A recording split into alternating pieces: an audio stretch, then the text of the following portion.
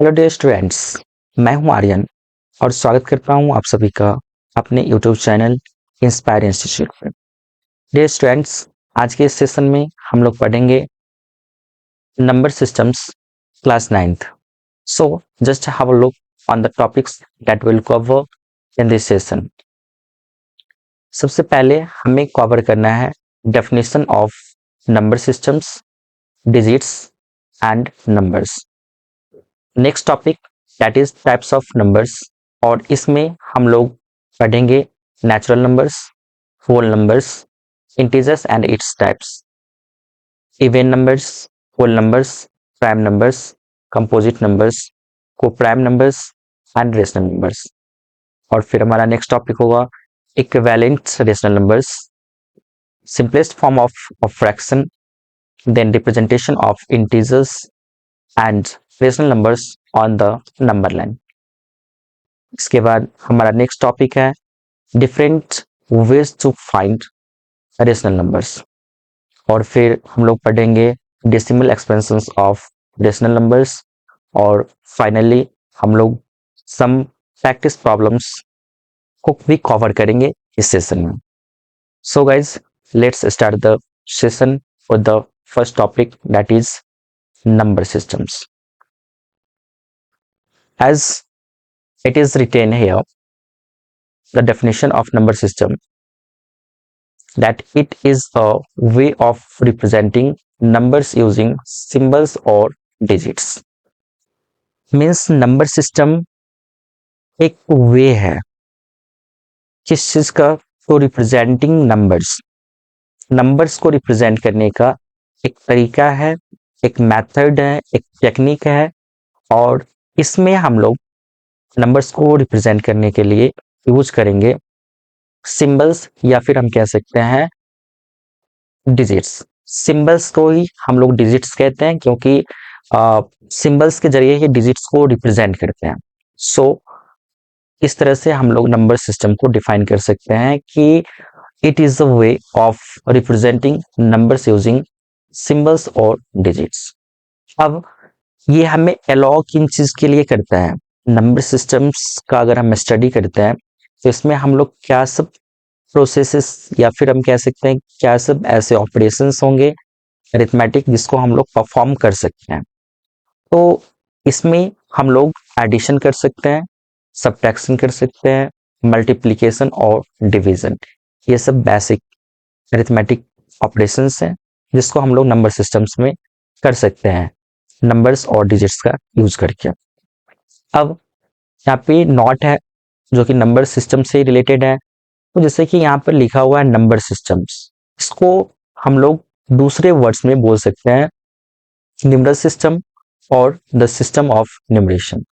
That means in another way और another words you can say number systems as numeral system or the system of numeration.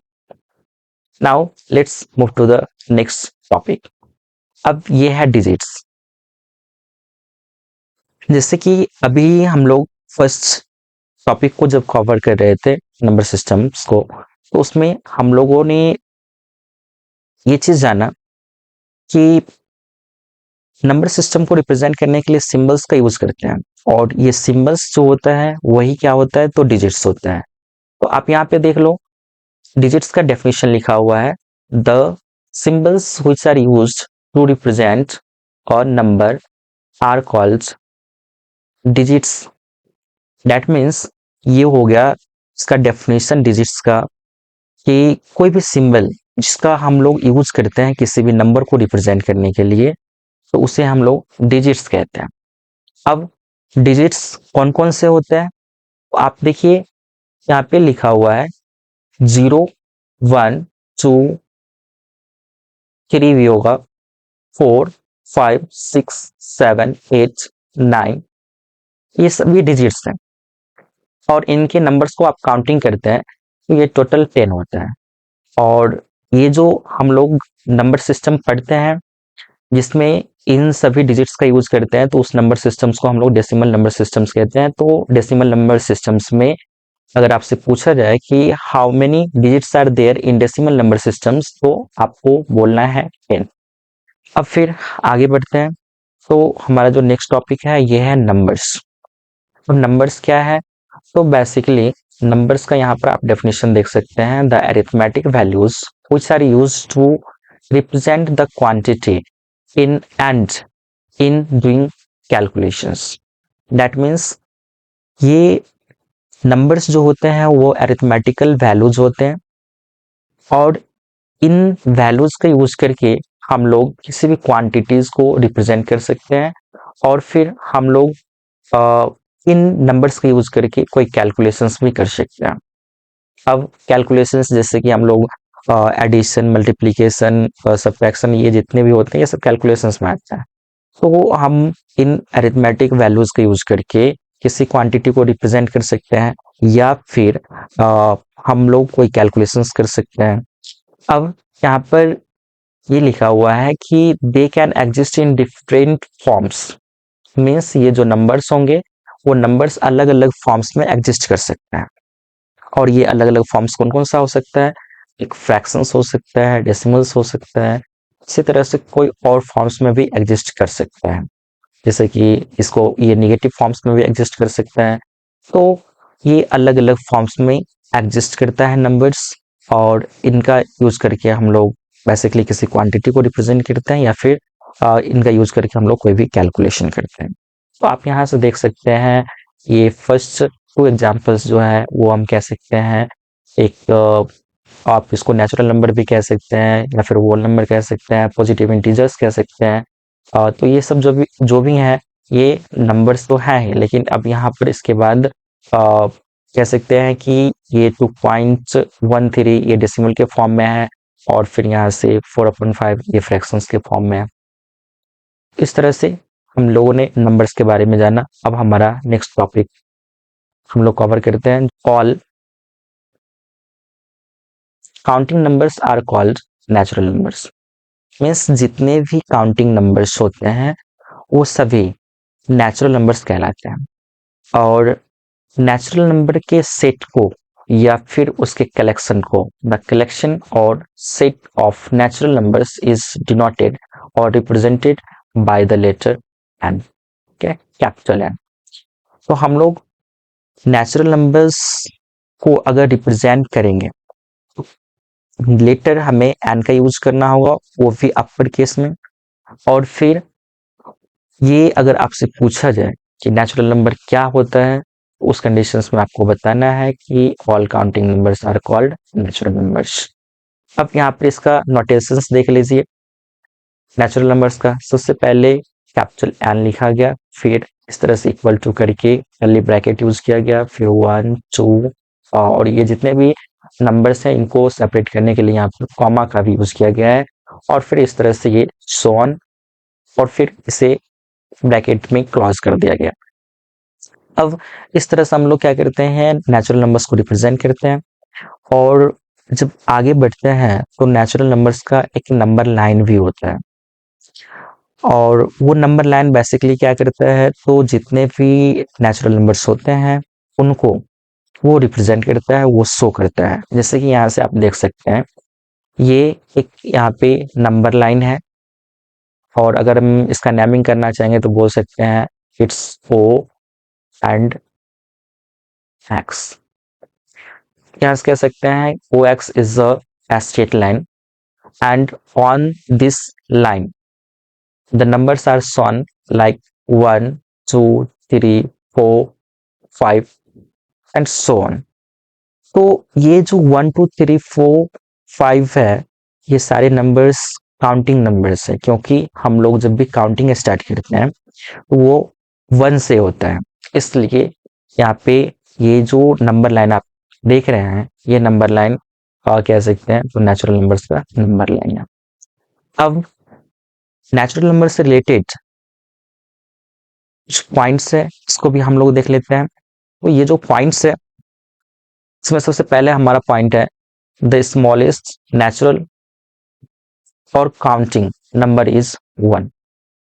आप यहाँ पे इस notations में observe कीजिए तो सबसे छोटी संख्या आपको 1 नजर आएगी। तो ये 1 जो है वो हम कह सकते हैं स्मॉलेस्ट नेचुरल नंबर है या फिर काउंटिंग नंबर है। अब अगर आपसे पूछा जाए कि what will be the largest counting numbers या फिर नेचुरल नंबर्स, तो उस केस में आपको बताना है कि we can't find, that means हम लोग ये जो लार्जेस्ट नंबर होगा उसको डिटरमाइन नहीं कर सकते हैं।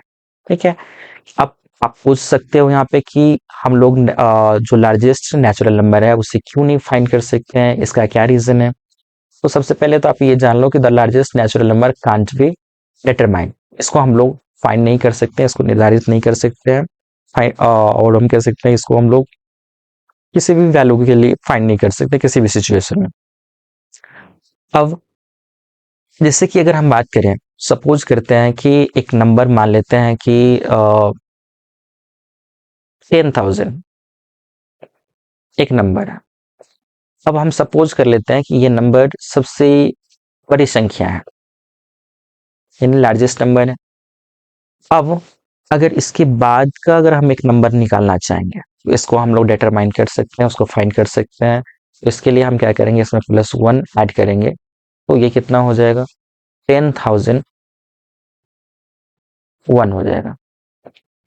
अब आप यहाँ पे देखिए 10,001 जो है वो 10,000 से ज्यादा है, यानी कि डेट मीन्स इससे बड़ी संख्या है। इसी तरह से आप हर एक नंबर्स का सक्सेसर फाइंड कर सकते हैं नेचुरल नंबर्स के केस में। तो कहने का मीन ये है कि आप कोई भी ग्रेटेस्ट नेचुरल नंबर्स को फाइंड नहीं कर सकते हैं, क्योंकि हर एक नंबर्स का एक ग्रेटर वैल्यू होता है, उसका एक सक्सेसर होता है। इसलिए कोई भी ग्रेटेस्ट वैल्यू को आप डिटरमाइन नहीं कर सकते हैं। तो इस तरह से हम लोग नेचुरल नंबर्स का स्टडी किए। अब हम चलते हैं नेक्स्ट टॉपिक पर जो कि है होल नंबर्स। आप यहाँ पर होल नंबर्स की डेफिनेशंस को देख सकते हैं। All natural numbers together with zero are called whole numbers. तो इसका मीनिंग अगर हम समझते हैं तो वो ये होता है कि जितने भी नेचुरल नंबर्स होते हैं उसके कलेक्शन में, उसके सेट में हम लोग जीरो को इन्वॉल्व कर लेते हैं तो वो बन जाता है होल नंबर्स। और होल नंबर्स के सेट को हम लोग किससे रिप्रेजेंट करते हैं, तो होल नंबर्स के सेट को हम लोग रिप्रेजेंट करते हैं W से। यहाँ पे देख सकते हैं the set of whole numbers is denoted by the letter W in upper case. अब W जब भी कहीं पे भी लिखा हुआ रहेगा तो इसका मतलब है कि वो होल नंबर्स को रिप्रेजेंट करता है और इसका स्टार्टिंग जीरो से होगा और इस तरह से ये आगे की तरफ मूव करेगा, लाइक 1 2 3 4 एंड सो ऑन। अब यहाँ पर होल नंबर्स का नंबर लाइन है, तो आपको ये ध्यान रखना चाहिए कि number line is a straight line which represents particular type of numbers on it। अब जैसे कि अगर हम बात करें कि पार्टिकुलर का मतलब क्या है, तो एक इसका मतलब हम समझ सकते हैं एक खास प्रकार का। दैट मीन्स एक कोई भी टाइप का जो नंबर होगा वह सेम टाइप्स के नंबर्स को उस पर रिप्रेजेंट करेगा। फॉर एग्जांपल अगर नेचुरल नंबर का नंबर लाइन होगा तो वो नेचुरल नंबर्स को ही रिप्रेजेंट करेगा, होल नंबर का होगा तो उस कंडीशन में वो होल नंबर को रिप्रेजेंट करेगा। नेचुरल नंबर्स हर एक टाइप्स के नंबर्स का होता है। अब फिर आगे बढ़ते हैं तो इससे रिलेटेड हम कह सकते हैं कुछ पॉइंट्स है यहाँ पर, उसको भी जान लेते हैं। तो सबसे पहले यहाँ पे है the smallest whole number is zero. आप यहाँ से इस सेट से एक कंक्लूजन निकाल सकते हैं कि यहाँ पे जो सबसे छोटी संख्या है वो जीरो है। उसके बाद लार्जेस्ट नंबर को हम लोग just like natural numbers find नहीं कर सकते हैं। और फिर इसके बाद जो हमारा नेक्स्ट पॉइंट है वो है every natural number is a whole number. Means जितना भी नेचुरल नंबर है वो एक होल नंबर होता है। लेकिन यहाँ पर आपको ये भी ध्यान देना चाहिए कि सभी होल नंबर्स नेचुरल नंबर्स नहीं होते हैं। क्यों, तो इसका रीजन आप समझ लीजिए। जैसे कि आप नेचुरल नंबर्स को जब रिप्रेजेंट करेंगे तो ये कुछ इस तरह से आप इसको रिप्रेजेंट करेंगे, n is equal to 1 2 3 4 and so on. अब जब W that means whole numbers को रिप्रेजेंट करेंगे, तो इस केस में आप लिख सकते हैं W is equal to 0 1 2 3 4 and so on. अब आप इन दोनों नंबर्स के सेट्स को जब ऑब्जर्व करेंगे, आप देखेंगे कि नेचुरल नंबर्स के सेट में 1 2 3 4 एंड सो ऑन आ रहा है। अब होल नंबर्स के भी सेट में ये सारे नंबर्स आ रहे हैं जो कि नेचुरल नंबर्स हैं। तो नेचुरल नंबर्स 1 2 3 4 ये तो आ रहा है होल नंबर्स के सेट में, लेकिन इस सेट में एक ऐसा भी एलिमेंट है, एक ऐसा भी मेंबर है जो कि नेचुरल नंबर्स के सेट में नहीं आता है, और वो है 0। तो कहने का मीन ये है कि 0 एक होल नंबर है, but it's not a natural number, but all natural numbers are whole numbers.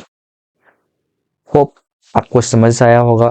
अब हमारा जो नेक्स्ट टॉपिक है उसको हम लोग डिस्कस करते हैं। तो ये है, इससे रिलेटेड जो नेक्स्ट पॉइंट है उसको डिस्कस करते हैं। वो ये है, some set of whole numbers contain no fractions. Means ये हो गया कि the set of whole numbers contain no fractions, decimals and negative numbers. मतलब ये है कि इस होल नंबर का जो सेट होगा उसमें कोई भी फ्रैक्शंस नहीं होगा, कोई भी डेसिमल्स नहीं होगा, और कोई भी नेगेटिव नंबर्स भी नहीं होगा। अब इसके बाद हमारा जो नेक्स्ट टॉपिक है इसको हम लोग डिस्कस करते हैं। तो ये है इंटीजर्स। अब इंटीजर्स क्या होता है इसको हम लोग यहाँ पे डिस्कस करते हैं। आप देख सकते हैं जैसे कि यहाँ पे लिखा हुआ है कि all whole numbers and the negative of natural numbers are called integers. Means अगर आपको इंटीजर्स को डिफाइन करना है, आप इसको कुछ इस तरह से कर सकते हैं कि the combination of whole numbers and the negative of natural numbers. तो जब होल नंबर्स को और नेचुरल नंबर्स के नेगेटिव को जो आप कंबाइन कर लेते हैं, तो उस केस में वो जो कलेक्शन ऑफ वैल्यू होगा आपको, उसी को हम लोग इंटीजर्स कहेंगे। और इंटीजर्स को हम लोग बेसिकली रिप्रेजेंट करते हैं आई या फिर हम कह सकते हैं जेड से। ये दो लेटर से हम लोग इसको रिप्रेजेंट करते हैं। अब यहाँ पे आप देख सकते हैं ये डब्ल्यू लिखा गया है, बट ये डब्ल्यू नहीं होगा, यहाँ पे आई होगा, आई या फिर आप जेड लिख सकते हैं। आई और जेड जो है, इस नंबर से हम लोग क्या करेंगे, इंटीजर्स को रिप्रेजेंट करेंगे। और यहाँ पर देख सकते हैं नेगेटिव इंटीजर्स पहले स्टार्ट हो रहा है डॉट डॉट डॉट से, और फिर यहाँ पर -4 -3 -2 -1, इस तरह से 0, फिर 1 2 3 4 एंड सो ऑन। इस तरह से ये नंबर्स हमें ऑब्टेन हो रहा है। तो फाइनली हम लोग इंटीजर्स के सेट को कुछ इस तरह से रिप्रेजेंट करते हैं, जो कि आप यहाँ पे देख सकते हैं।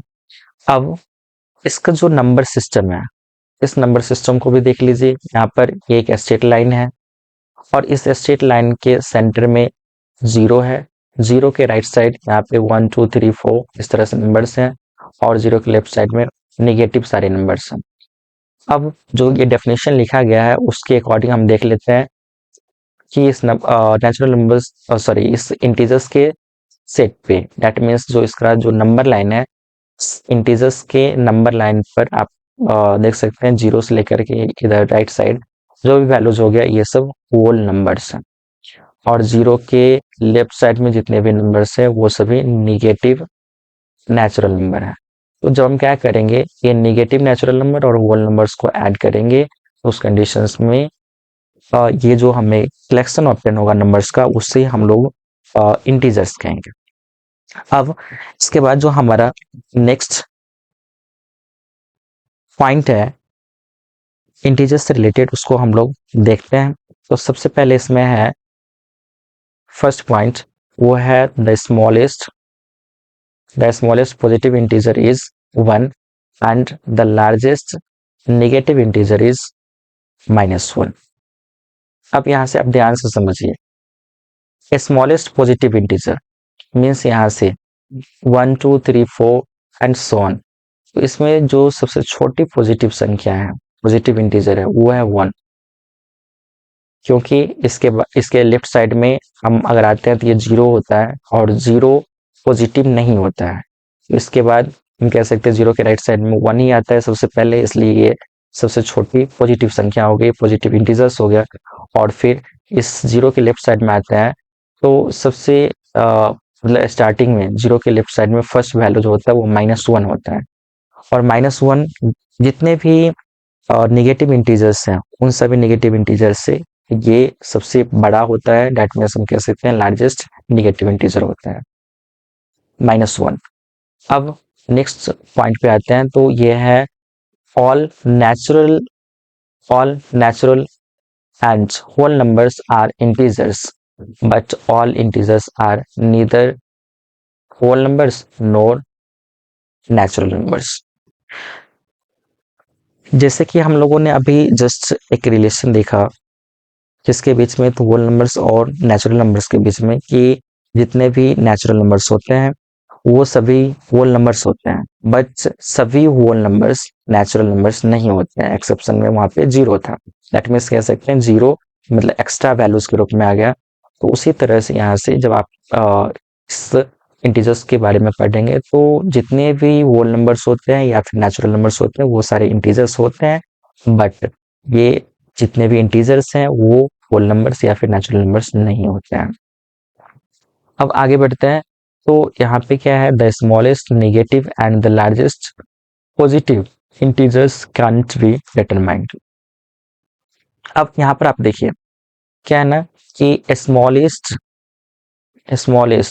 नेगेटिव इंटीजर, तो जैसे अगर हम लेफ्ट साइड पे नंबर इस इंटीजर्स के नंबर लाइन पर लेफ्ट साइड में जब मूव करेंगे तो हमें एक्सट्रीम पोजीशंस पे जाना होगा, और extremes that means left most side में एक्सट्रीम पोजीशंस को डिटरमाइन करना डिफिकल्ट है, क्योंकि हम कोई भी वैल्यूज को डिटरमाइन नहीं कर सकते हैं कि ये सबसे लेफ्ट मोस्ट साइड में होगा।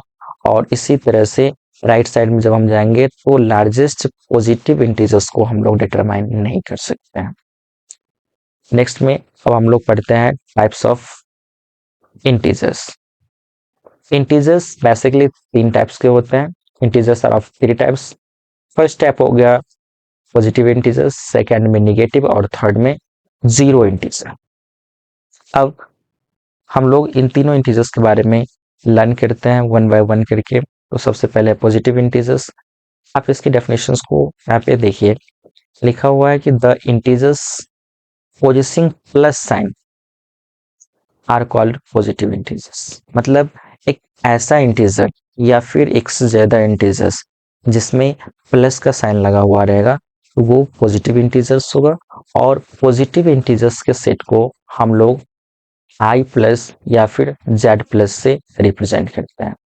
इसके बाद फिर आप यहाँ से देख सकते हैं इसके नोटेशंस को यहाँ पर लिखा गया है। तो इसमें 1 2 3 4 ये जितने भी हैं ये पॉजिटिव इंटीजर्स हैं, और इसको z प्लस या फिर हम कह सकते हैं ये i प्लस से रिप्रेजेंट किया गया है। अब नेक्स्ट में जो हमारा इंटीजर्स है वो है नेगेटिव इंटीजर्स, जिसके बारे में हमें पढ़ना है। तो आप इसमें डेफिनेशन में देखिए इसकी डेफिनेशन को, तो the integers having minus sign, मतलब ऐसा इंटीजर जिसमें क्या होगा, माइनस साइन होगा, तो उसे हम लोग नेगेटिव इंटीजर्स कहेंगे। अब नेगेटिव इंटीजर्स के सेट को अगर हमें क्या करना है, रिप्रेजेंट करना है, तो इस केस में आप देख सकते हैं यहाँ पर i माइनस या फिर z माइनस से हम लोग इसको रिप्रेजेंट करते हैं। और यहाँ पर जो भी नंबर्स हैं एग्जाम्पल्स के फॉर्म में वो आप देख सकते हैं, i माइनस और फिर यहाँ पर z minus is equal to, starting में 1 लिखा हुआ है बट ये -1 होगा, minus sign is missing here. उसके बाद फिर -2 -3 -4 एंड सो ऑन, ये नेगेटिव इंटीजर्स का सेट है और इसको हम लोग i माइनस या फिर z माइनस से रिप्रेजेंट करते हैं। अब आगे बढ़ते हैं, तो हमें पढ़ना है जीरो के बारे में। जीरो एक इंटीजर ही है, बट ये इंटीजर ना तो पॉजिटिव होता है और ना ही नेगेटिव होता है। That means zero is neither positive nor negative. बोलेंगे ऐसा कैसे, तो सिंपल है कि आप जीरो के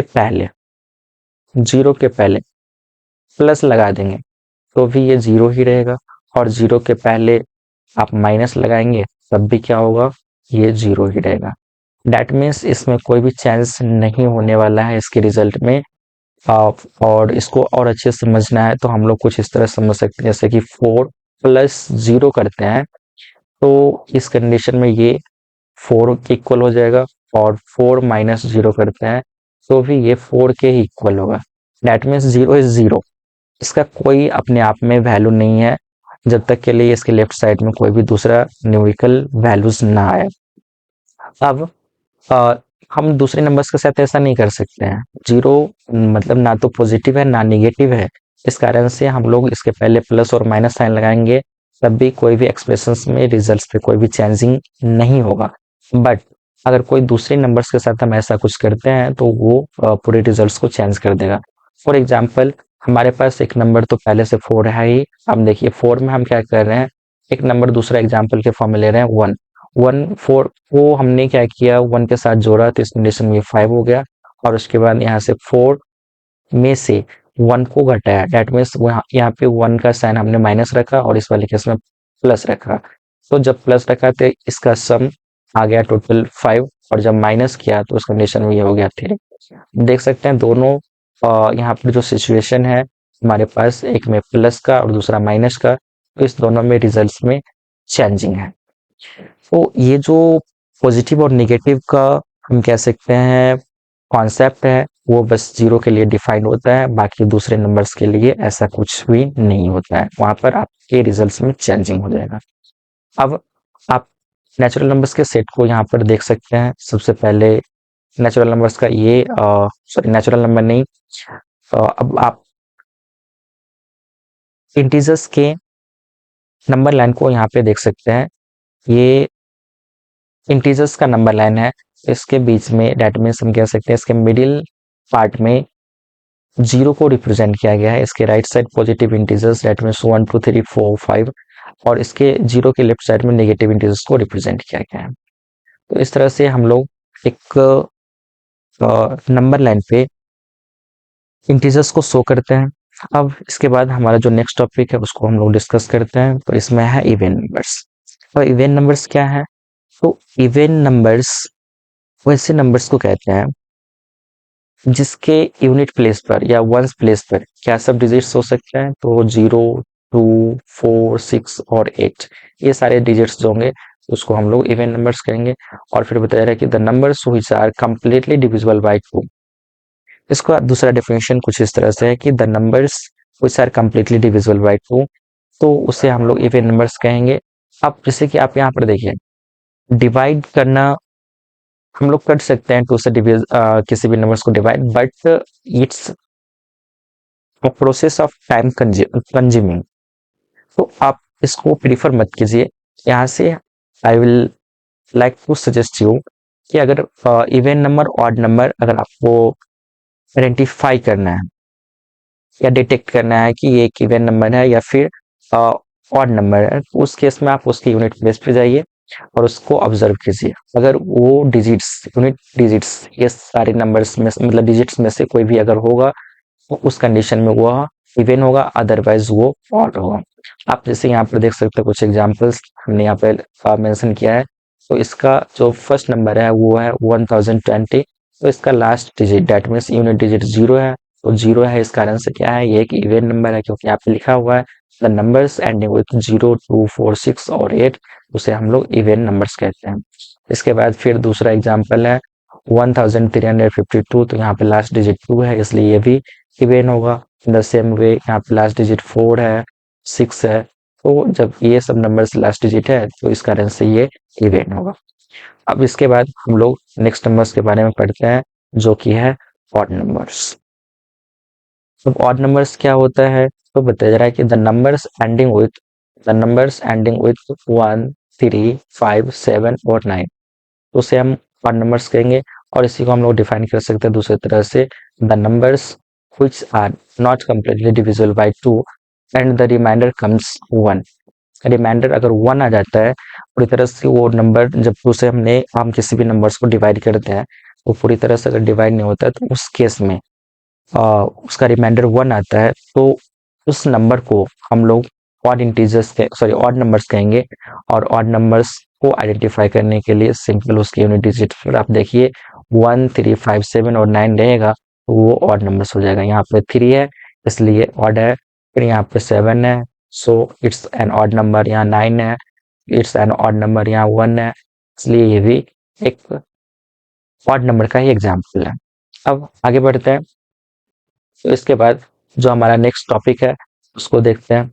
इसमें composite numbers, numbers having more than 2 factors, एक ऐसा नंबर जिसमें क्या होंगे, 2 से ज्यादा फैक्टर्स होंगे तो उसे हम लोग कहेंगे कंपोजिट नंबर्स। अब जैसे कि एग्जांपल्स के फॉर्म में हम यहाँ पर समझते हैं, फैक्टर्स कहने का मतलब क्या है, यहाँ पे लिखा हुआ है फैक्टर्स, तो ये फैक्टर्स क्या होता है, तो factors are the exact divisor of a number, किसी भी नंबर का एग्जैक्ट डिवाइजर जो होता है उसे हम लोग फैक्टर्स कहते हैं। दैट मीन्स अगर सपोज कीजिए कि हमारे पास कोई एक नंबर है और जैसे यहाँ से 4 ही ले लेते हैं, तो 4 में जिस जिस नंबर से भाग लगेगा, जैसे यहाँ पे 1 2 और उसके बाद 4, ये 3 नंबर से 4 में डिवाइड होगा, इसलिए ये सभी नंबर्स इसके फैक्टर्स हैं। अब आगे बढ़ते हैं, हम लोग जानते हैं prime numbers coprime numbers क्या है, तो बताया जा रहा है कि the numbers having 2 factors only, मतलब एक ऐसा नंबर जिसके सिर्फ 2 ही फैक्टर्स होंगे तो उसे हम लोग कहेंगे प्राइम नंबर्स। और ये 2 फैक्टर्स कौन कौन से होंगे, तो ये 2 फैक्टर्स होंगे, एक 1 और दूसरा वो नंबर 2। तो ऐसे नंबर्स को हम लोग बोलेंगे प्राइम नंबर्स। अब यहाँ से आप देख सकते हैं इसके कुछ एग्जांपल्स हैं, जैसे 2 4 5 7 11 13 17 19, ये जितने भी नंबर्स हैं ये सभी नंबर्स प्राइम नंबर्स हैं। रीजन क्या है इसका, इसका रीजन ये है कि ये जितने भी नंबर्स हैं ये नंबर्स सिर्फ 2 ही नंबर से डिविजिबल हैं। और 2 नंबर कौन कौन सा, तो एक वो नंबर खुद और दूसरा 1, जैसे 2 में आप देख लीजिए 2 का फैक्टर कौन कौन सा है, तो एक 1 है और दूसरा 2 है। फिर इसी तरह 3 की अगर हम बात करें तो 3 के भी फैक्टर्स 1 और 3 हैं। फिर 5 का अगर हम देखें तो 1 और 5 है। तो इस तरह से ये जितने भी नंबर्स हैं 2 3 5 7 11 13 17 19, ये सारे नंबर्स जो हैं वो प्राइम नंबर्स हैं। अब आगे बढ़ते हैं, हम लोग जानते हैं रेशनल नंबर्स के बारे में। अब रेशनल नंबर्स क्या है, तो बेसिकली ये एक ऐसा नंबर होता है जिसे हम लोग पी अपन क्यू के फॉर्म में लिख सकते हैं। तो इसकी डेफिनेशन को देख लीजिए, the number of the form P upon Q where p and q are integers and q is not equal to 0। यहाँ पे r मिसिंग है, लिख सकते हैं। तो हम कह सकते हैं the numbers of the form p upon q where p and q are integers and q is not equal to 0। यहाँ पे p 1 टाइम एक्स्ट्रा आ गया है, ये यहाँ पे नहीं होगा। तो अब ऐसे नंबर्स को हम लोग रेशनल नंबर्स कहेंगे। Means overall once again we just recap it.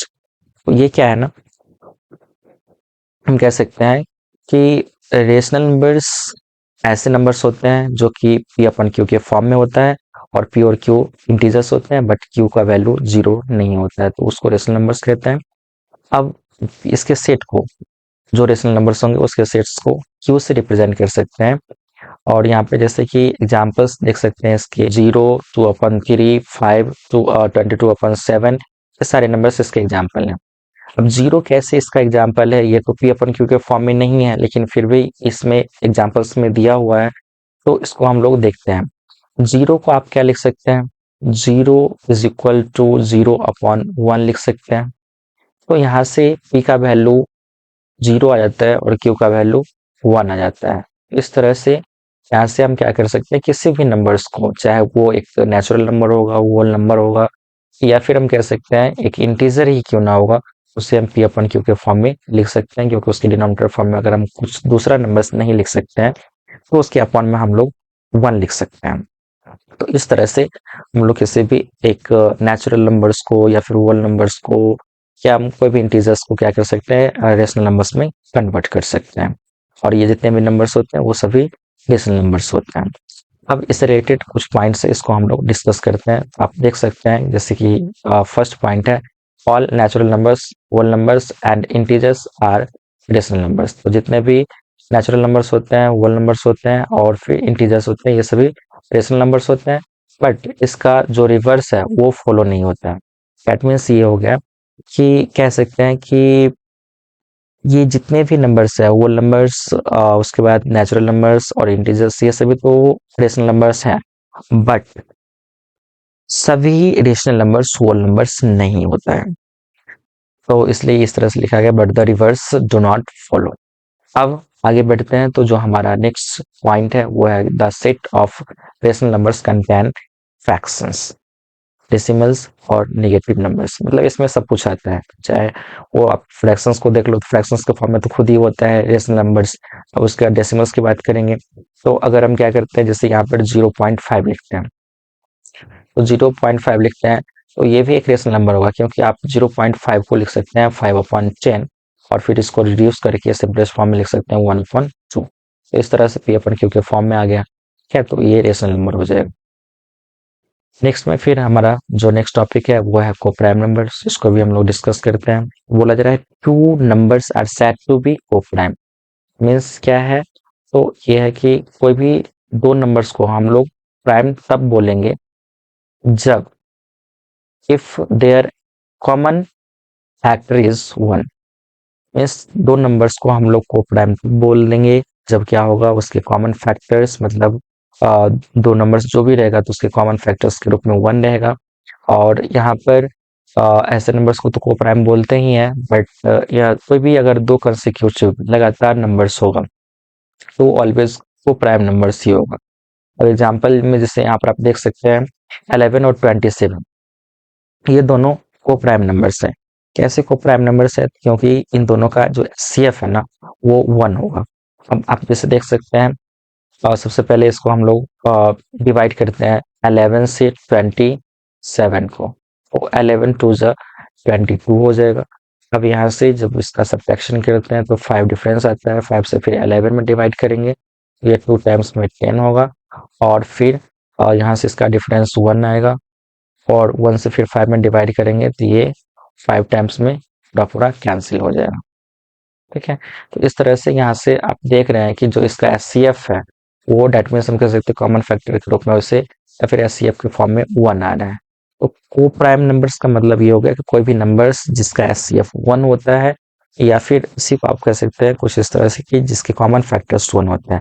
जैसे SCF निकालने का हम कह सकते हैं, एक तो फैक्टराइजेशन मेथड था, उसके बाद हम कह सकते हैं दूसरा लिस्टिंग फैक्टर मेथड था, और उसके बाद एक डिवीजन मेथड था।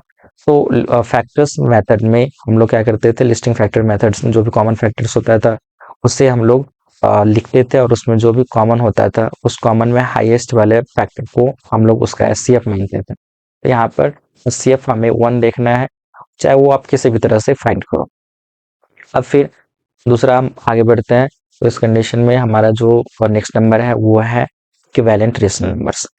इक्विवेलेंट रेशनल नंबर्स क्या है, तो यहाँ से बताया जा रहा है कि टू और more numbers are called equivalent rational numbers if their reduced form is same.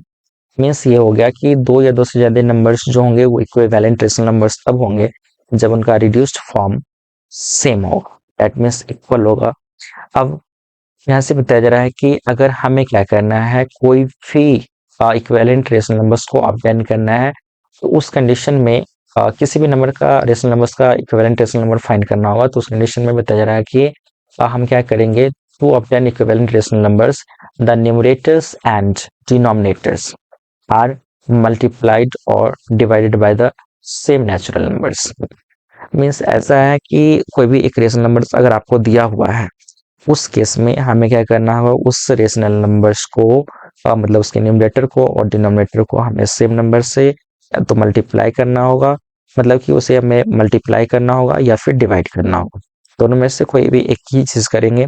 जैसे अगर हम सपोज करें, बट ये दोनों नंबर्स के साथ होगा, न्यूमरेटर्स और डिनोमिनेटर्स दोनों के साथ होगा। अब जैसे कि यहाँ पर है 2/3, the two equivalent rational number of 2/3, तो ये 4/6 है और 3/9। ये कैसे फाइंड किया गया है, इस चीज को आप देखिए, जैसे 2/3 है, ये एक रेशनल नंबर है। अब हमें क्या करना है, इसके दो रेशनल नंबर्स को और दो इक्विवेलेंट रेशनल नंबर को फाइंड करना है। तो इसके लिए हम क्या कर सकते हैं, ये 2/3 को पहले 2 से मल्टीप्लाई करेंगे और 2 से डिवाइड करेंगे, मतलब न्यूमरेटर को भी मल्टीप्लाई कर रहे हैं, डिनोमिनेटर को भी मल्टीप्लाई कर रहे हैं। तो इस कंडीशन में मल्टीप्लाई डिवाइड दोनों हो रहा है, तो फाइनली यहाँ से 4/6 आ रहा है, और दूसरा जो नंबर्स है वो कितना है, तो फिर हम क्या करेंगे, दूसरा इसका इक्विवेलेंट रेशनल नंबर अगर हम निकालते हैं, इस केस में हमें 2/3 लिखेंगे, और यहाँ पर 3 से मल्टीप्लाई और डिवाइड करेंगे तो ऊपर में इसका न्यूमरेटर 6 हो जाएगा और डिनोमिनेटर इसका 9 हो जाएगा। तो ये जितने भी नंबर्स हैं जैसे कि 2/3, फिर यहाँ से 4/6 और 6/9, ये सारे नंबर्स क्या है, तो इक्विवेलेंट रेशनल नंबर्स हैं। अब आगे बढ़ते हैं, तो जो हमारा नेक्स्ट टॉपिक है उसको हम लोग देखते हैं। इसमें है simplest form of fraction. Fraction is said to be in the simplest form if the HCF of numerator and denominator is 1। Means किसी भी फ्रैक्शन का एचसीएफ अगर 1 आएगा तो फाइनली वह सिंपलेस्ट फॉर्म में होगा, अदरवाइज वो सिंपलेस्ट फॉर्म में नहीं होगा। तो जब सिंपलेस्ट फॉर्म में नहीं होगा तो उसे अगर हमें कन्वर्ट करना होगा सिंपलेस्ट फॉर्म में, तो हम क्या कर सकते हैं, यहाँ पे देख सकते हैं कि to get the simplest form of a fraction we divide numerator and denominator by their SCF। मतलब ऐसा है कि हम क्या कर सकते हैं कि जो भी नंबर्स है, ठीक है, जो भी नंबर्स है तो उस नंबर्स के न्यूमरेटर और डिनोमिनेटर का एचसीएफ निकाल लेंगे, और उस एचसीएफ से जब हम क्या करेंगे उसमें डिवाइड करेंगे, फाइनली हमें वो नंबर्स जो होगा सिंपलेस्ट फॉर्म में ऑब्टेन हो जाएगा। The simplest form of a fraction is also called the lowest form और रिड्यूस्ड फॉर्म, या फिर इसी को हम लोग स्टैंडर्ड फॉर्म के नाम से भी जानते हैं। अब सिंपलेस्ट फॉर्म ऑफ 36/6 इज 3/5। ये कैसे है, अब देखिए सबसे पहले 36 और 60 है, इस दोनों का जब आप एचसीएफ निकालेंगे, एचसीएफ ऑफ 36 और फिर 60, तो ये आ जाएगा 12। आप पूछेंगे 12 क्यों, क्योंकि यहाँ से आप देख सकते हैं ये एक ग्रेटेस्ट नंबर है जिससे हम कह सकते हैं इसमें भी डिवाइड होता है, 36 में भी और 60 में भी। तो इस कारण से इस दोनों का एचसीएफ यहाँ से हम कह सकते हैं ये 12 हो गया। अब जब ये 12 है, इसके बाद हमें क्या करना है, इस 12 से इस दोनों नंबर्स में भाग देना होगा। तो अब जैसे यहाँ पर हम लिखते हैं 36/60, इस नंबर्स को अगर हमें क्या करना है, सिंपलेस्ट फॉर्म में बदलना है, तो इस कंडीशन में हम इन दोनों नंबर्स को डिवाइड करेंगे 12 से। तो जब 12 से डिवाइड करेंगे तो यहाँ पर 3 टाइम्स में 36 हो जाएगा, और यहाँ पे 5 टाइम्स में ये 60 हो जाएगा। तो 3/5 इसका हम कह सकते हैं सिंपलेस्ट फॉर्म आ गया। देख सकते हैं सिंपलेस्ट फॉर्म ऑफ 36/60, तो ये क्या है, तो ये 3/5 है। अब इसके बाद हमारा जो नेक्स्ट टॉपिक है इसको हम लोग देखते हैं। तो इसमें है representation of integers on the number line. तो इसमें आप देखिए क्या है, इसके लिए हमारे पास स्टेप्स दिया हुआ है। फर्स्ट में क्या करेंगे, ड्रॉ ए और लाइन एक्स वाई। तो हम क्या करेंगे, यहाँ पर जैसे ये आप लाइन देख सकते हैं, यहाँ पर एक्स है और इधर वाई है। तो ये एक्स वाई जो लाइन है इसको हमने पहले ड्रॉ किया, और इसके सेंटर में डेट में हम कह सकते हैं इसका जो मिड वैल्यू होगा, तो वहाँ पे हम ओ को रिप्रेजेंट करेंगे, और वो क्या करेगा, 0 को रिप्रेजेंट करेगा। अब जो दूसरा पॉइंट है वो है now taking of fix length a set of equal distances on both sides of point O. अब हमें एक इक्वल डिस्टेंस ले लेना है, डेट मीन्स हम कह सकते हैं एक फिक्स्ड लेंथ ले लेना है, और उस लेंथ का यूज करके हम क्या करेंगे, इस नंबर लाइन पे इक्वल डिस्टेंस पर हम लोग इस तरह से ये इंटरवल्स या फिर हम कह सकते हैं जो यहाँ पर डिस्टेंस है उसको हम लोग मार्क करेंगे, 0 के राइट साइड भी, और इस तरह से फिर क्या होगा, 0 के लेफ्ट साइड भी। तो अब राइट साइड में जो भी वैल्यूज होंगे वो क्या करेंगे, पॉजिटिव इंटीजर्स को शो करेंगे, और जो 0 के लेफ्ट साइड में होगा वो क्या करेंगे, निगेटिव वैल्यूज को शो करेंगे। जैसे आप देख सकते हैं यहाँ 0 के लेफ्ट साइड में यहाँ पे -1 है, -2 है, -3, इस तरह से -4, -5, और 0 के राइट साइड में ये हो गया 1 2 3 4 5। और 0 ना तो पॉजिटिव होता है और ना ही निगेटिव होता है, इसका हम लोग ऑलरेडी स्टडी कर चुके हैं। फिर आगे बढ़ते हैं, तो इसके बाद हमें रिप्रेजेंटेशन करना है किसका, तो रेशनल नंबर्स का। तो इसके लिए भी हमारे पास कुछ स्टेप्स हैं, आप देख सकते हैं representation of rational numbers on the number line.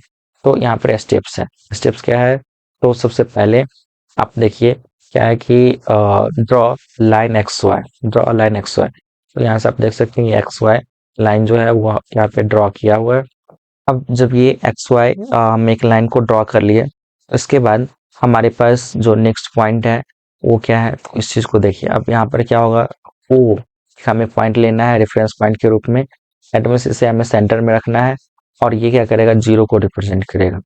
अब हमें क्या करना है, नेक्स्ट पॉइंट में देखना है कि identify the integers between which the rational numbers lies और मार्क देम। अब हमें क्या करना है, हमें मतलब उन इंटीजर्स को आइडेंटिफाई करना है जिन इंटीजर्स के बीच में वो गिवन रेशनल नंबर्स लाई करेगा।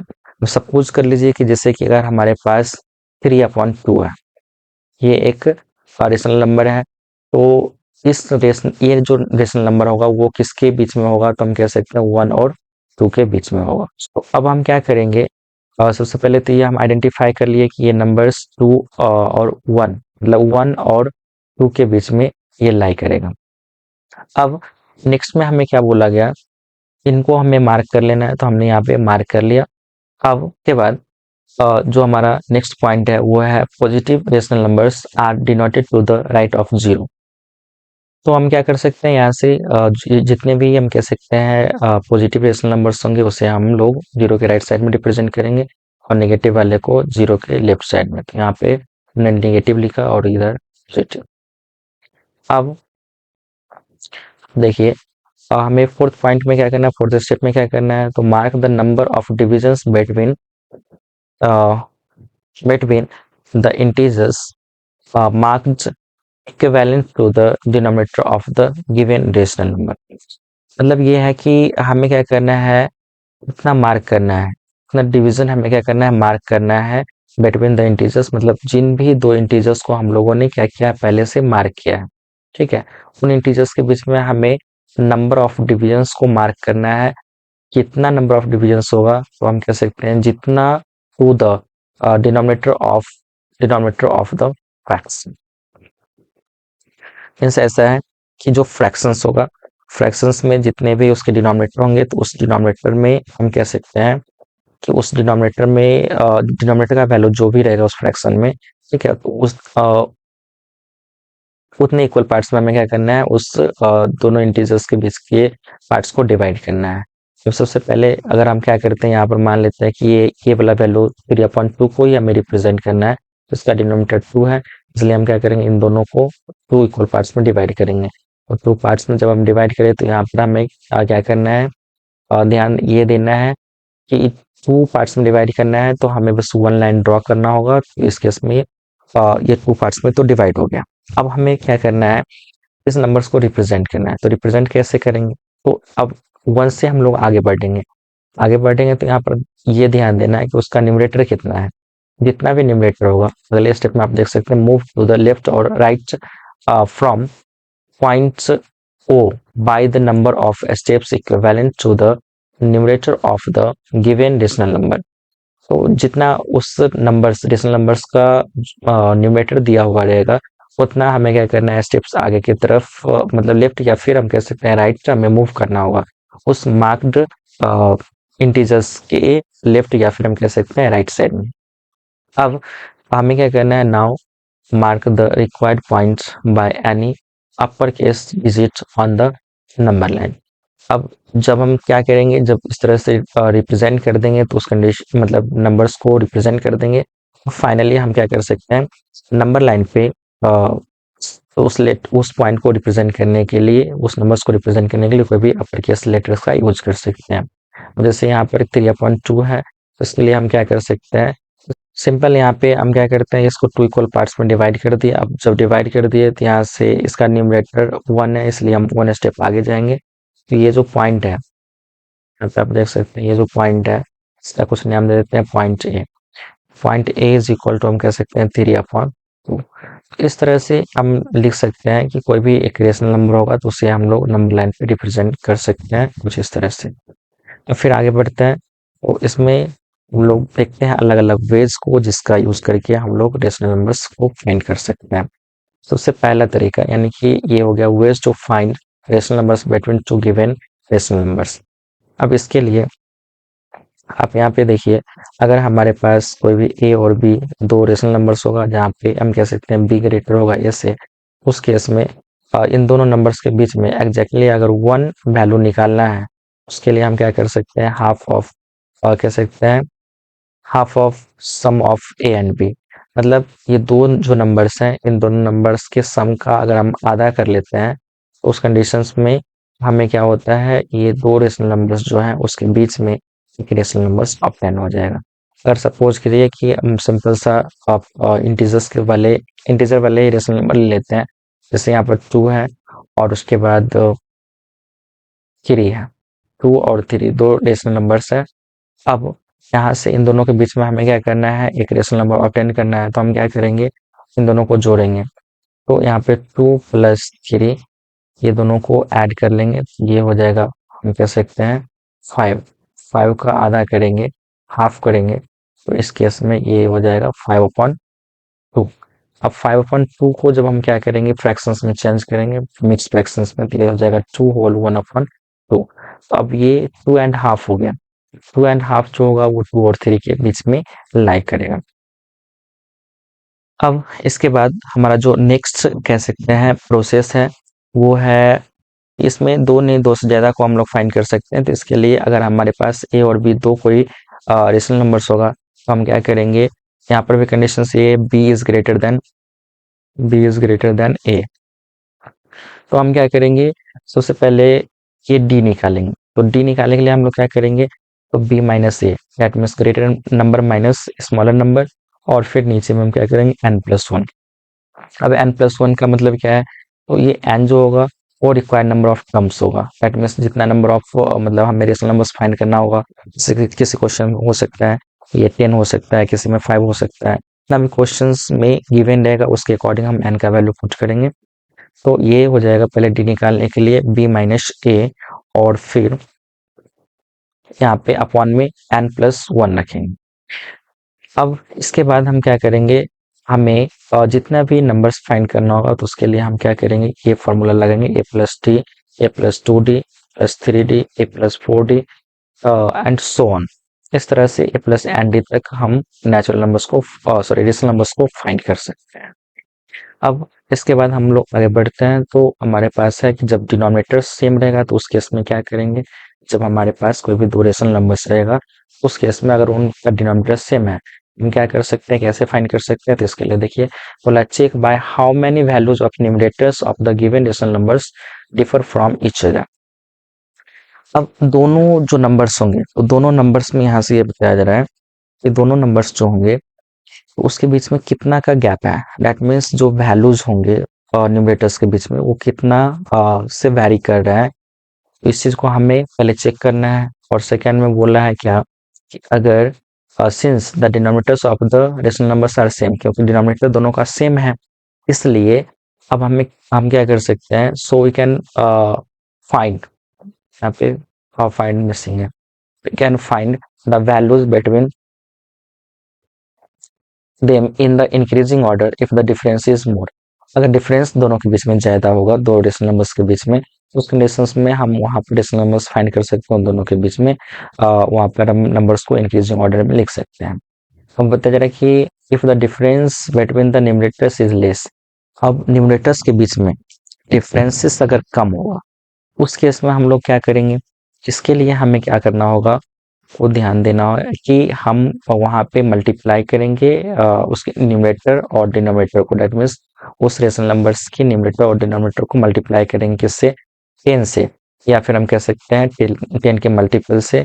तो इस तरह से हम लोग जो रिक्वायर्ड रेशनल नंबर्स होगा, ठीक है, उसे हम लोग ऑब्टेन कर सकते हैं। अब फिर आगे बढ़ते हैं, तो हमारा जो नेक्स्ट टॉपिक है उसको हम लोग देख लेते हैं।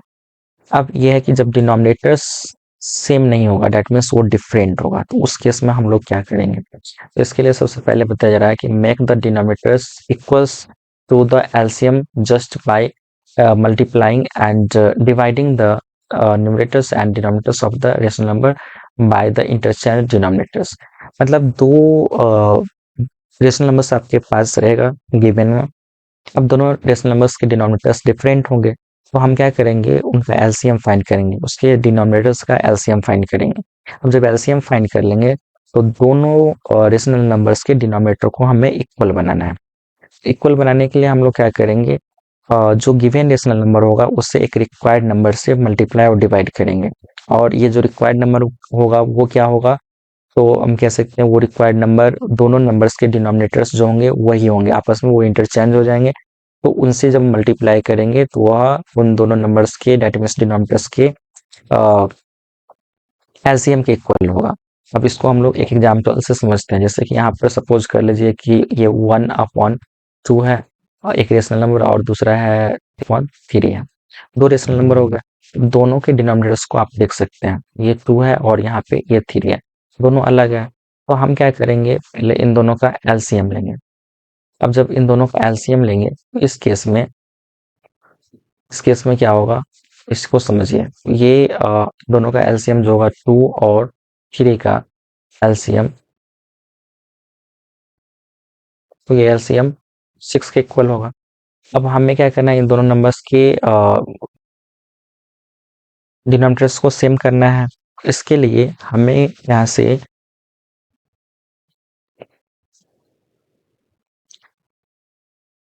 कुछ इस तरह से इसको डिनोमिनेटर्स को सेम कर सकते हैं। जैसे यहाँ पर देख लीजिए, सबसे पहले क्या है, अ, ये 1/2 है। 1/2 को हम लोग कुछ इस तरह से लिख सकते हैं, 1/2 इंटू, यहाँ से दोनों का इंटू करते हैं तो ये हो जाएगा, कितना से करेंगे तो अब देखिए यहाँ पर डिनोमिनेटर 2 है और इस दोनों का एलसीएम कितना है, तो 6 है। तो 6 बनाना है तो हम क्या करेंगे, 3 से मल्टीप्लाई और डिवाइड करेंगे, तो न्यूमरेटर इसका 3/6 हो गया। मतलब इसका ये जो पूरा फ्रैक्शन है वो चेंज होकर के 3/6 हो गया। और इसी तरह से दूसरा जो नंबर होगा, दूसरा नंबर हमारे पास है 2/3। जब 2/3 है,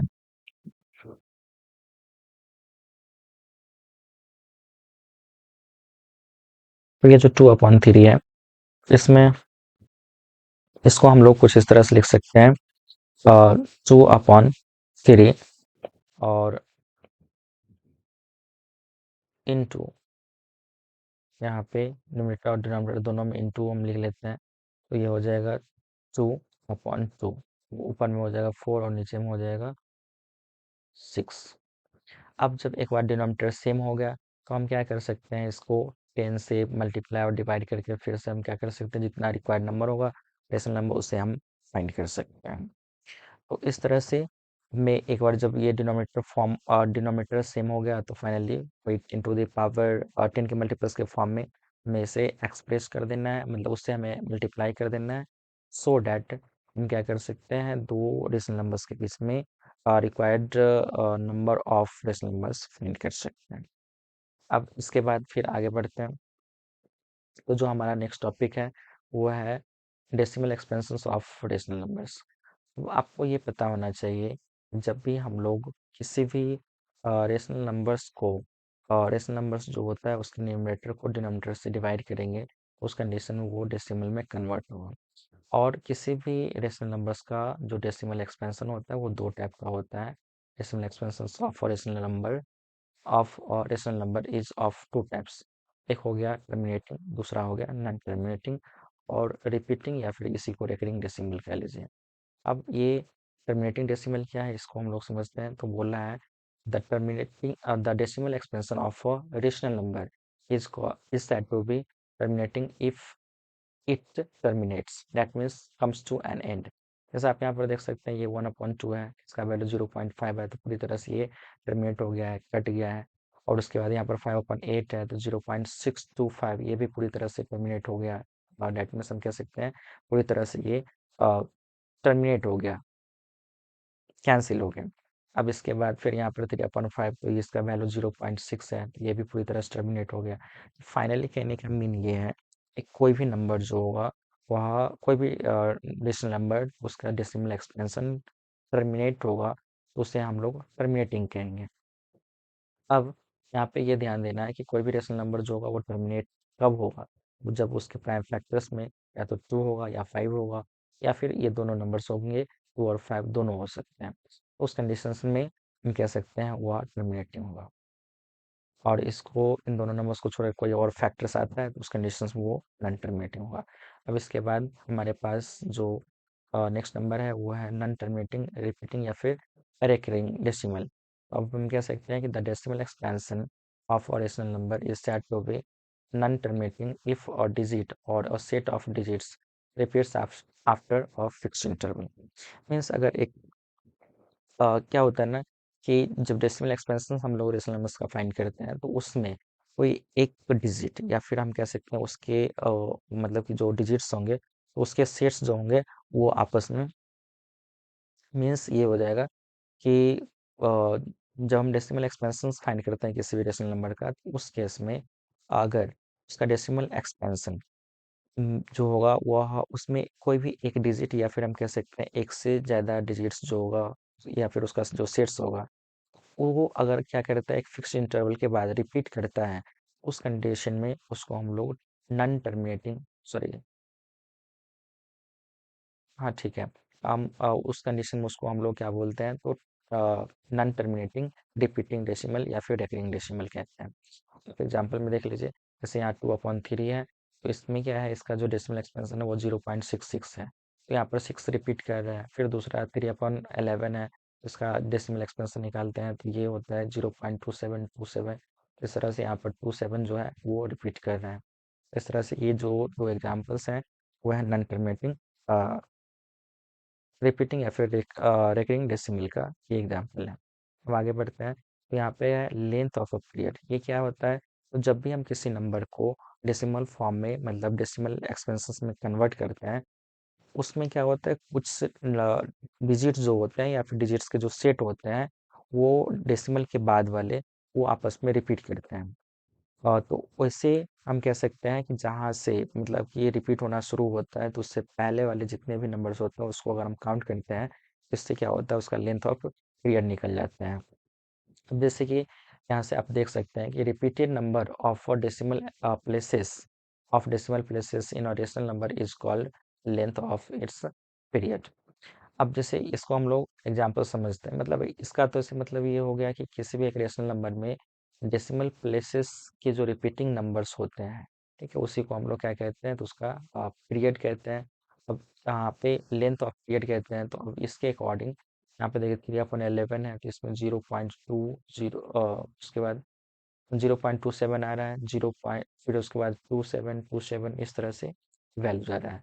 मीन्स ओवरऑल वैल्यू की अगर हम बात करें तो ये 3/11 है तो इसका वैल्यू 0.272727 आ रहा है तो यहाँ पर 27 रिपीट कर रहा है। इस कंडीशन डेसिमल के बाद वाले वैल्यूज में जो रिपीट कर रहा है तो उतना ही उसका नंबर लेंथ ऑफ पीरियड हो जाएगा। यहाँ पे 2 रिपीट कर रहा है 2 डिजिट्स इसलिए इसका नंबर ऑफ पीरियड्स 2 हो गया।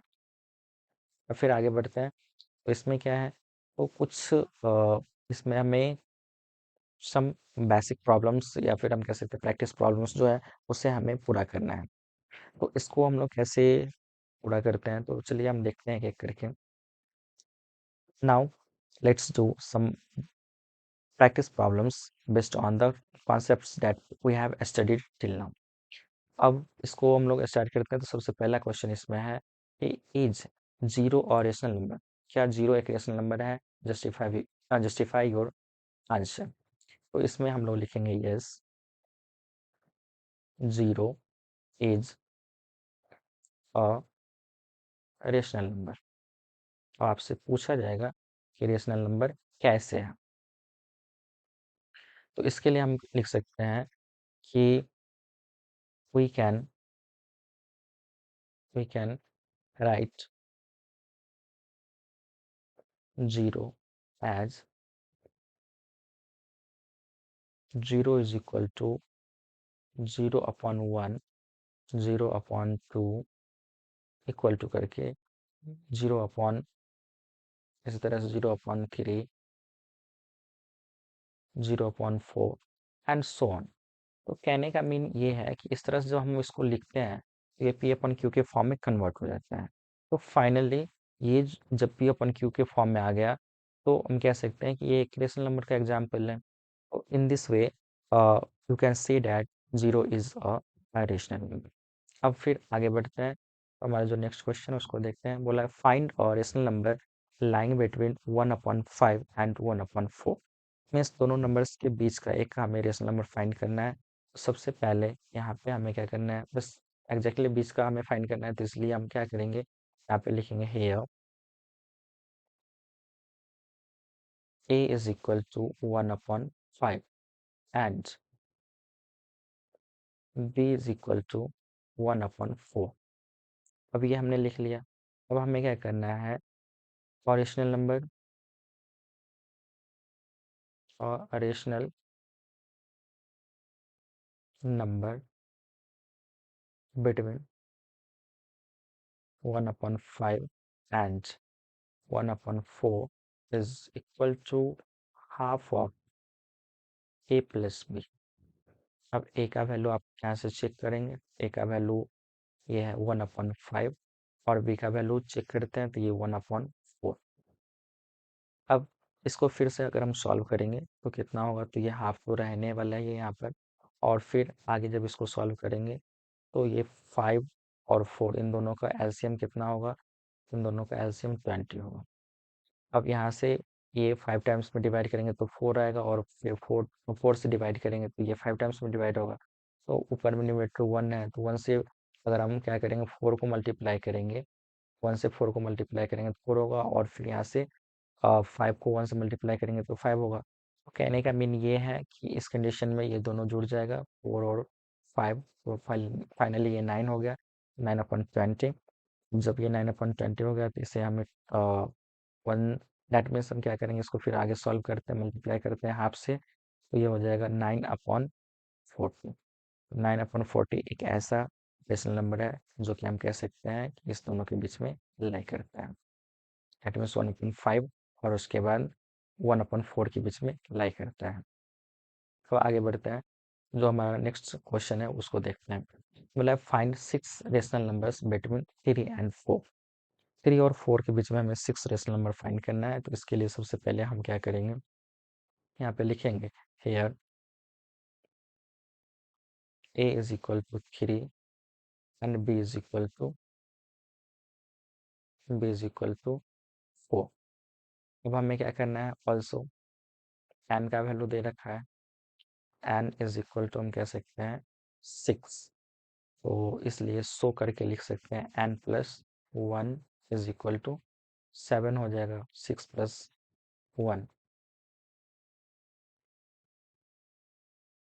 6+1 करेंगे तो ये टोटल हो जाएगा 7।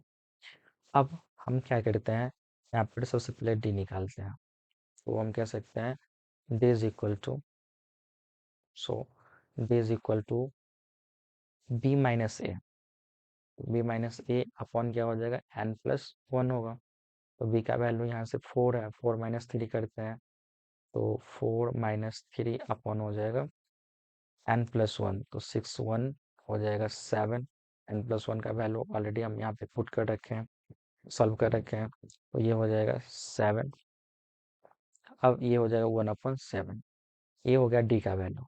अब हमें 6 रेशनल नंबर निकालना है, तो हम कह सकते हैं so 6 rational numbers, 6 rational numbers between 3 and 4 are. अब ये कौन कौन से नंबर्स होंगे, सो देखिए सबसे पहले हो जाएगा a+d, दूसरा हो जाएगा इसी तरह से a+2d, फिर a+3d, a+4d, a+5d,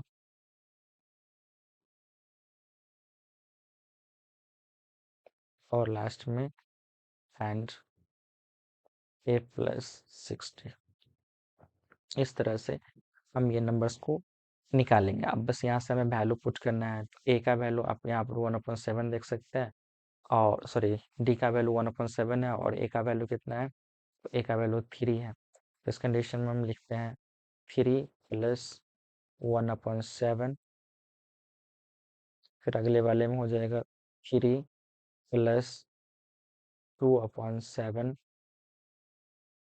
नेक्स्ट में 3 + 3/7, फिर इसी तरह से हो जाएगा 3 + 4/7, नेक्स्ट में 3 + 5/7, और लास्ट हो जाएगा एंड 3 प्लस 6/7। इस तरह से अब हमें एक स्टेप लास्ट में करना है। तो अब ये हो जाएगा कितना, तो वो 7 3 जा 21 और फिर 22, तो 22/7 हो गया। अब इसके बाद फिर आगे बढ़ते हैं, तो 7 3 जा 21 और 2, ये हो जाएगा 23/7। नेक्स्ट में यहाँ पर 7 3 जा 21 और फिर 3, इस तरह से 24/7 हो जाएगा। इस तरह से एक बार ये बढ़ते जाएगा। तो नेक्स्ट में हमारा फिर हो जाएगा 25/7, 26/7 एंड 27/7। तो इस तरह से हमने क्या किया, दो रेशनल नंबर्स के बीच में जो भी रेशनल मतलब रिक्वायर्ड रेशनल नंबर था, हमने उसको फाइंड किया। अब आगे बढ़ते हैं, तो आगे जो हमारा नेक्स्ट टॉपिक है वो है represent -2.4 on the number line. अब इसके लिए सबसे पहले हमने यहाँ पर एक नंबर लाइन लिया और इसको हम लोग इसका नेमिंग कर देते हैं, ये एक्स और यहाँ पे ये वाई। अब नेमिंग कर दिया, इसके सेंटर में हम एक पॉइंट ले लेते हैं ओ। अब ये ओ क्या कर रहा है, जीरो को रिप्रेजेंट कर रहा है। जीरो के राइट साइड जो वैल्यू है वो पॉजिटिव है, दैट मीन्स 1 2 और इधर से एक 3, इस तरह से लिख लिया। और इसके फिर लेफ्ट साइड में आते हैं, तो यहाँ पे -1, फिर ये हो जाएगा -2 और यहाँ से एक पॉइंट और ले लेते हैं -3। अब ये जो नंबर है इसको आप कैसे कर सकते हैं, तो इसको लिख सकते हैं क्लियरली,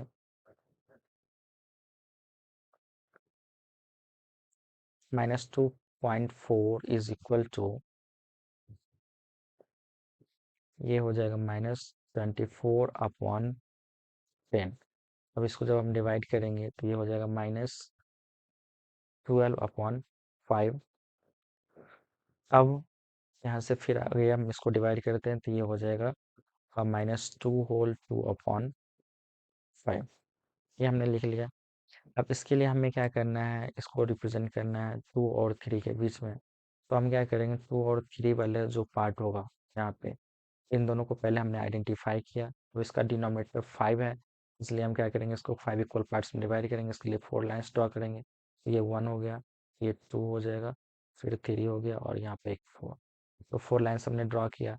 अब हमें क्या करना है, यहाँ से ये 2 है, तो हम उस 2 को रिप्रेजेंट मतलब कि हम क्या करेंगे, अब यहाँ 2 से लेफ्ट साइड मूव करेंगे तो 2 स्टेप बैक जाएंगे। यहाँ से यहाँ आएंगे, ये 1 स्टेप, फिर ये वाला जो है ये दूसरा स्टेप। तो ये जो पॉइंट होगा इसको एक कोई नाम दे देते हैं। मान लेते हैं कि एक पॉइंट बी है। तो बी जो होगा वो 2.4 को -2.4 को नंबर लाइन पे रिप्रेजेंट करेगा। यहाँ से लिख सकते हैं clearly, clearly point B represents -2.4 on the number line। ये हो गया। अब फिर हम लोग आगे बढ़ते हैं, तो हमारा जो नेक्स्ट क्वेश्चन है उसको देखते हैं। इसमें हमें क्या करना है, फिर से रिप्रेजेंट करना है एक नंबर को जो कि 23/6 है, इसे नंबर लाइन पे रिप्रेजेंट करना है। तो इसके लिए सबसे पहले हम लिख सकते हैं 23/6 इज इक्वल टू 6 जब डिवाइड करेंगे तो 3 टाइम्स में 18 हो जाएगा और उसके बाद यहाँ से 5 रिमाइंडर आएगा और फिर 6 डिनोमिनेटर फॉर्म में होगा। तो इस तरह से इसको हमने लिख लिया। अब ये जो वैल्यू होगा वह किसके बीच में लाई करेगा, तो 4 और 3 के बीच में, डेट मीन्स 3 और 4 के बीच में लाई करेगा। इसके लिए हम फिर से एक लाइन ड्रॉ कर लेते हैं, एक्स ओ और इधर से वाई। इस तरह से हमने इसको लिखा। अब हमें क्या करना है, 4 और 3 के बीच में इसको रिप्रेजेंट करना है। तो यहाँ से हम क्या करते हैं, इधर थोड़ा लिखते हैं, मार्किंग करते हैं। ये 1 हो जाएगा, यहाँ पे 0 है। इसके फिर आगे बढ़ते हैं तो ये 2 हो गया और फिर यहाँ से ये 3 हो जाएगा, इसके बाद अगला पॉइंट 4 हो गया। अब इन दोनों के बीच में हमें क्या करना है, 6 इक्वल लाइन्स ड्रॉ करना होगा। तो इसके लेफ्ट साइड में भी हम नंबर्स को रिप्रेजेंट कर देते हैं, जैसे -1, -2, -3, इस तरह से हमने यहाँ पे नंबर्स को रिप्रेजेंट कर दिया। अब 3 और 4 के बीच में लाई करेगा, पॉजिटिव वैल्यू है, 0 के राइट साइड में हमें दिखाएंगे, हम इसको दिखाएंगे। तो इस कंडीशन में इसे 6 इक्वल पार्ट्स में डिवाइड करेंगे। तो इसके लिए 5 लाइन ड्रॉ करना होगा, 1, ये 2, ये 3, 4 और ये 5।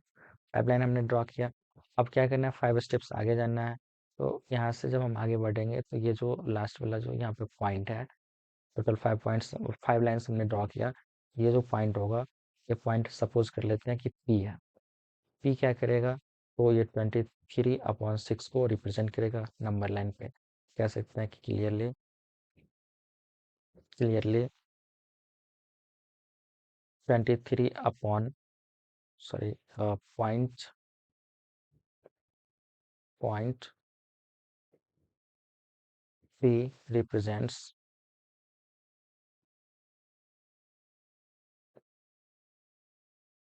23/6 on the number line।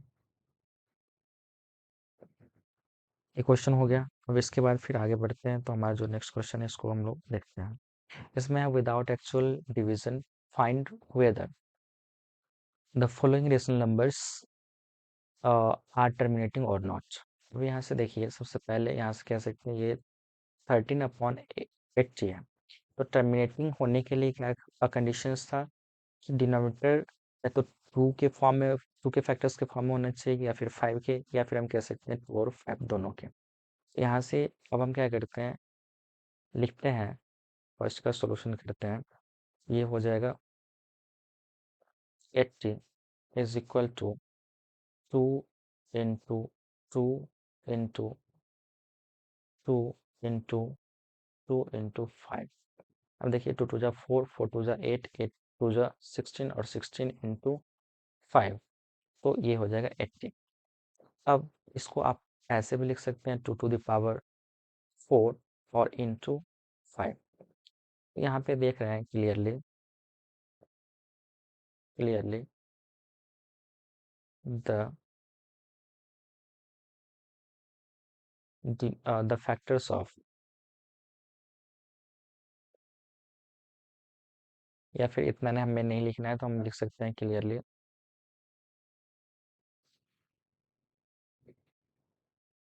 2 to the power 4 into 5 is of the form of the form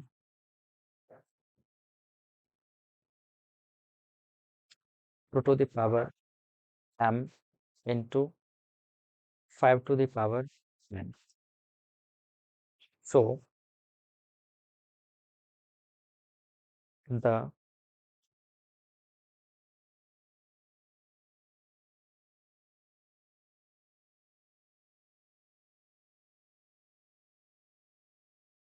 show 13/80 is a terminating decimal। terminating decimal। अब इसके बाद जो हमारा नेक्स्ट क्वेश्चन है इसको हम लोग लेते हैं। तो सेकेंड वाले में भी हमें ऐसे ही करना है। तो सेकेंड में कितना है, तो 16/125 है। अब इसके लिए हम यहाँ से सॉल्व कर सकते हैं। तो लिख सकते हैं 125 is equal to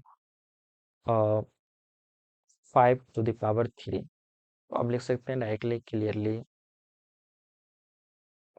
clearly the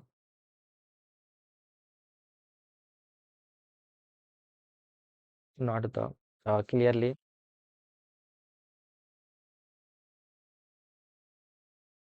5 to the power 3 is of the form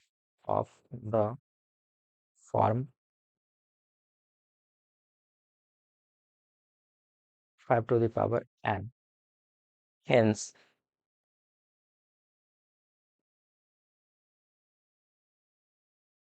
16/125 is a terminating decimal.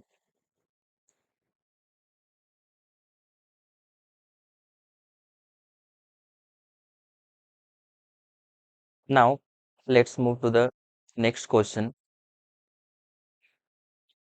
Here the question is to convert the following rational numbers into decimal.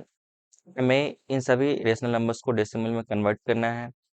तो इसके लिए सबसे पहले हम इन नंबर्स को यहाँ पे लिखेंगे और उसके बाद हमें न्यूमरेटर में डिनोमिनेटर से डिवाइड करना है। इसके लिए सबसे पहले फर्स्ट क्वेश्चन पे हम लोग आते हैं, तो लिखते हैं ऑन डिवाइडिंग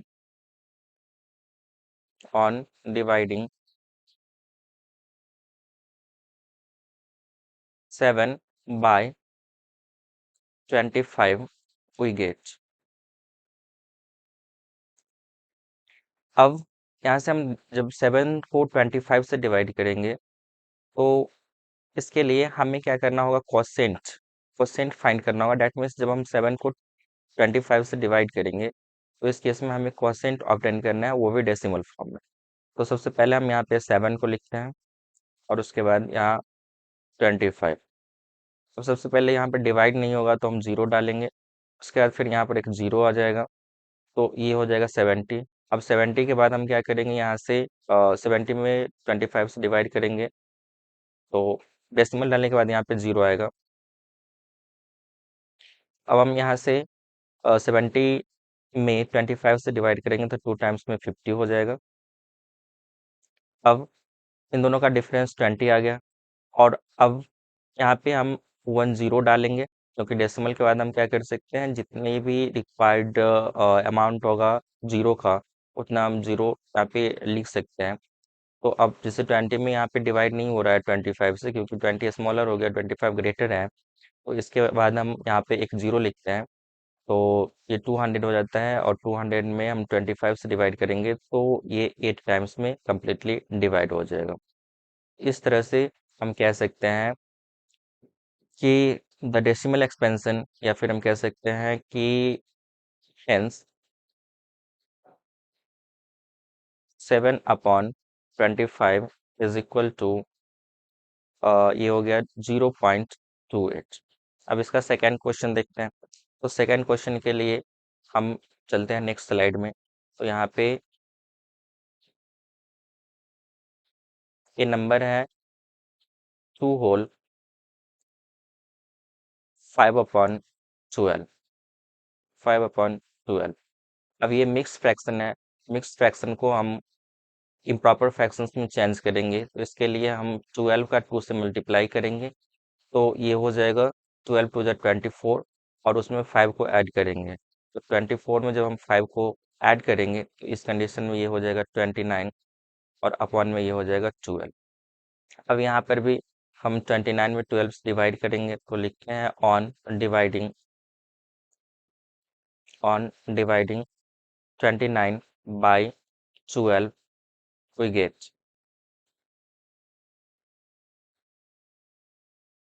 अब 29 में हमें यहाँ डिवाइड करना है 12 से, तो इसके लिए हम 29 को पहले लिखे, उसके बाद फिर यहाँ पे 12 लिखे। अब 12 का टेबल 2 टाइम्स पढ़ते हैं तो ये 24 होता है। अभी इन दोनों का डिफरेंस 29 और 24 का डिफरेंस 5 आएगा। और फिर इसके बाद अब हम डेसिमल यहाँ पे डालते हैं, तो डेसिमल के बाद यहाँ पे एक 0 लिख सकते हैं। 4 टाइम्स में 12 का टेबल अगर 4 टाइम्स पढ़ते हैं तो ये 48 हो जाएगा, तो यहाँ पे इन दोनों का डिफरेंस 2 आएगा। अब एक 0 हम यहाँ पे लिख सकते हैं 12 से डिवाइड करने के लिए, तो अब यहाँ पे 12 वन जा, तो 12 वन जा करते हैं, तो इस केस में यहाँ पर इन दोनों का डिफरेंस 8 आता है।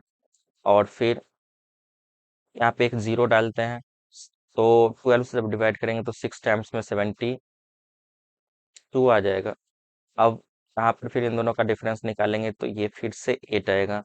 अब यहाँ पे जब 8 आ रहा है तो एक 0 डालेंगे तो 80 होगा, और 80 में फिर से डिवाइड करेंगे 12 से, तो ये 6 टाइम में डिवाइड होगा।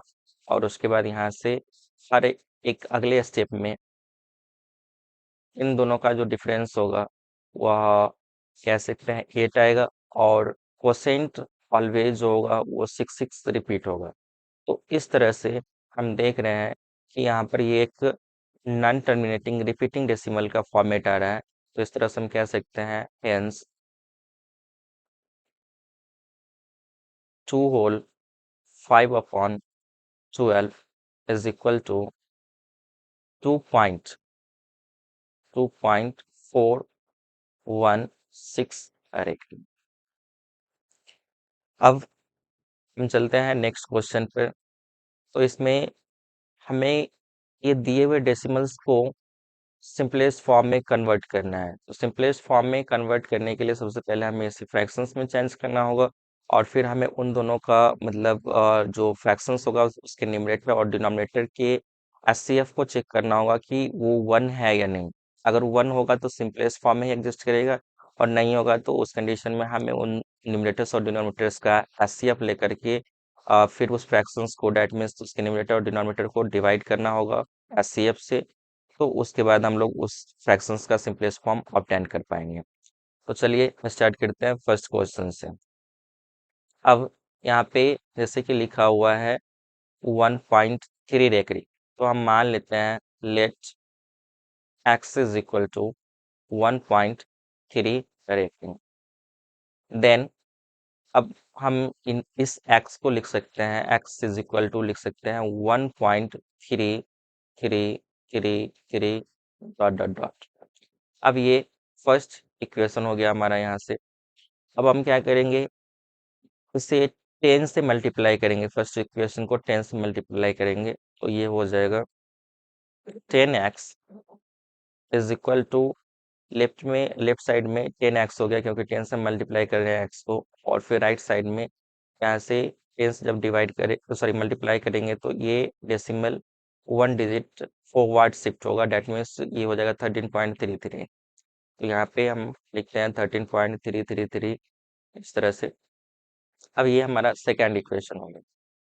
अब यहाँ पर आपको करना क्या है ना, कि नंबर ऑफ जो ये रिपीटिंग डिजिट्स है वो हमें डेसिमल पार्ट में सेम रखना है, सो डैट हम जब डिफरेंस निकालें तो उस कंडीशंस में ये डेसिमल पार्ट जो है वो कैंसिल हो जाए, और उसके बाद हमें जो रिक्वायर्ड नंबर है वो कम्प्लीटली दे दें। तो अब हम क्या करेंगे, यहाँ पर डिफरेंस निकालेंगे, लिखेंगे on subtracting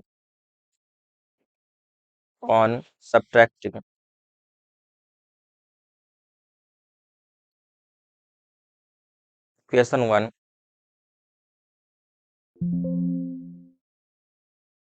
So on subtracting equation 1 from equation 2, we get, अब देखिए यहाँ पे इक्वेशन 2 के एलएचएस पार्ट में 10x है, और इक्वेशन 1 के एलएचएस पार्ट का वैल्यू x है।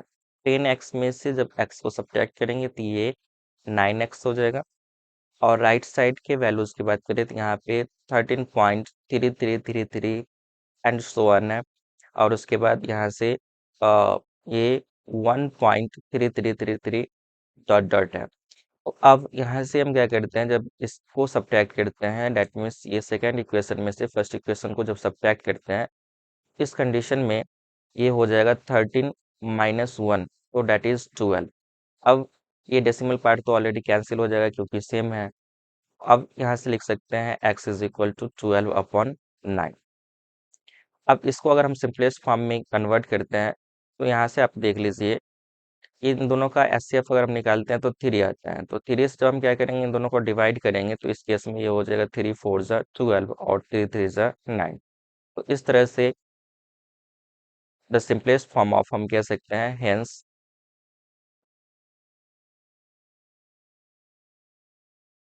1.3 रेकरिंग इज इक्वल टू, ये हो जाएगा 4/3।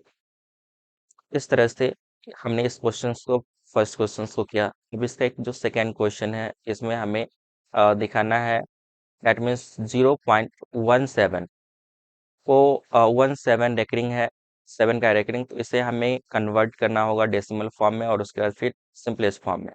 तो इसको हम लोग करते हैं, इसके लिए चलते हैं नेक्स्ट स्लाइड में। अब यहाँ पर जो हमारा सेकेंड क्वेश्चन है वो है 0.17 रेकरिंग। इसके लिए भी हम सेम प्रोसेस को यहाँ पे अप्लाई करेंगे, तो हम लिखेंगे let x is equal to 0.17 recurring. अब यहाँ से लिख सकते हैं then 10x is equal to, ये हो जाएगा 1.7, सॉरी सबसे पहले हम इसे लिख सकते हैं x is equal to, then x is equal to 0.1777 dot dot dot. ये फर्स्ट इक्वेशन हो गया। अब यहाँ पर हम फर्स्ट इक्वेशन को मल्टीप्लाई करेंगे 10 से, तो ये हो जाएगा 10x इज इक्वल टू, अब ये डेसिमल 1 डिजिट फॉरवर्ड शिफ्ट होगा तो ये हो जाएगा 1.7777, इस तरह से ये हो जाएगा। अभी भी हम देख सकते हैं अगर फर्स्ट इक्वेशन और सेकेंड इक्वेशन को कंपेयर करते हैं तो डेसिमल पार्ट अभी सेम नहीं है। तो जब तक के लिए सेम नहीं होता है तब तक के लिए हम 10 के मल्टीपल से हम क्या करते हैं, इसको मल्टीप्लाई करते रहते हैं, तो ये आगे बढ़ेगा। तो अभी हम लिख सकते हैं,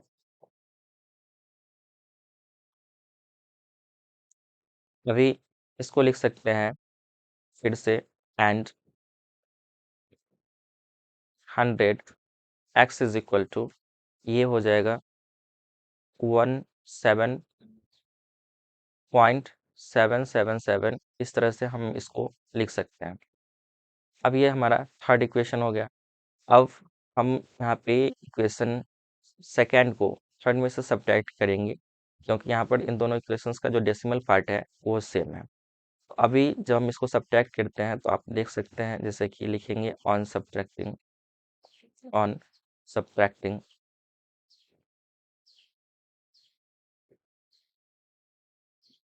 equation 2 from 3 we get, decimal part तो ऑलरेडी सेम है तो ये कैंसिल हो जाएगा। 17 माइनस 1 करते हैं तो RHS में ये वैल्यू हो जाएगा 16, और LHS की अगर हम बात करते हैं तो ये हो जाएगा 90। 100 minus 10x, 100x minus 10x, तो ये 90x हो जाएगा। अब अगर हम यहाँ से x का वैल्यू निकालते हैं तो इस केस में हम इसको लिख सकते हैं 16/90, और फिर अगर इसको सिंपलेस्ट फॉर्म में चेंज करते हैं तो यहाँ से इसको लिख सकते हैं 8/45। इस तरह से हम कह सकते हैं कि the simplest form of hence 0.17 recurring is equal to 8/45। That means 8/45 यहाँ पर सिंपलेस्ट फॉर्म होगा इस डेसिमल का। So guys, in this way we have completed this session. So finally I would like to tell you all, please like, comment and share if you really liked the session. Now I will meet you in the next session. Till then, bye bye and take care.